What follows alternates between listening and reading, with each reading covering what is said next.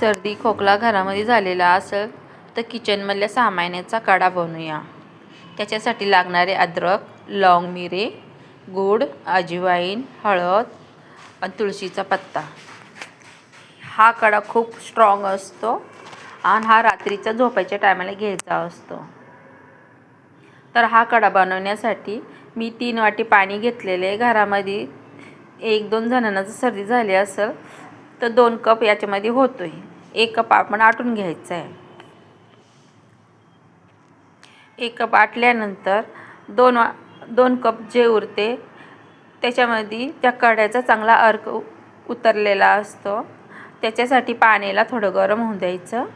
त्याच्यानंतर आपण घेतलेले किचनचे सामान सगळे टाकून द्यायचे। सामान टाकल्यानंतर त्या काढ्याला चांगली उकळी येऊन द्यायची। 20-25 मिनिटं चांगले उकळू द्यायचे। बारीक गॅसवर उकळू द्यायचं।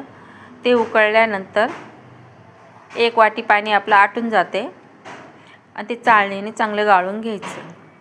हा काढा शरीराला पण खूप चांगला असतो, गरम असतो आणि सर्दी खोकल्याला लगेच फरक पडतो। 3 दिवस हा उपाय करून पहा। त्याचा 1 रुपयाची पण गोळीचं त्याचा काही गरज येणार नाही।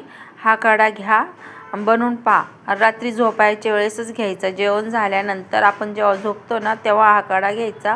पाणी प्यायचं नाही काढ्यावर।